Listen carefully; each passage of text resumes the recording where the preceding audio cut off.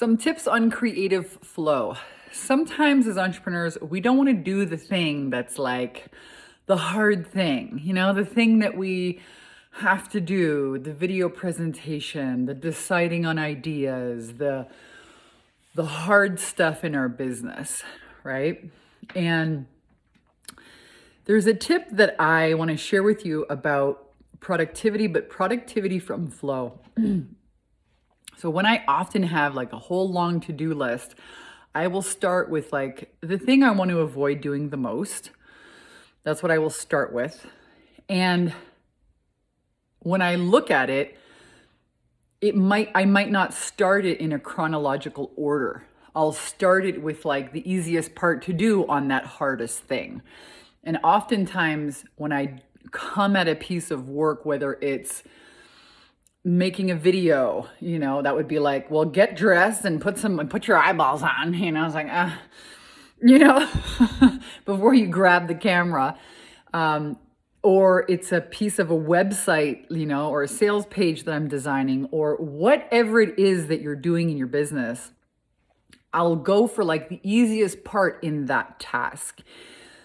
And oftentimes it's really just about breaking through the resistance to starting, because the juice that you get, another idea over here as I'm working over here on this part.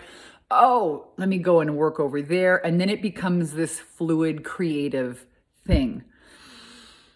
So that's kind of one of my tips for you guys on moving through like obstacles and resistance and tapping into your creative flow.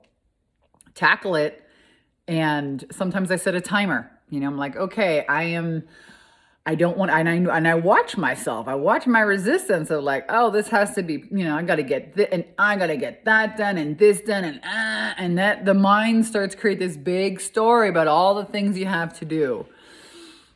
And oftentimes when we sit at it and we just get started, it's like start at the easiest part of the big, hardest thing.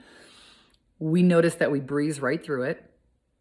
It takes us like no time almost. And that supercharges you to do more sometimes, right? It's like knocking on the creative flow door. You got to like turn the handle. You got to like open the door. Some people just walk around the door. They look at it. They're like, this door, I don't want to go through the door. It's going to be so much work to get. Oh, man, once I open the door, it's going to be so much work on the other side. And they never open the door. They just dance around it and look at it and complain and bitch and moan and the resistance and right?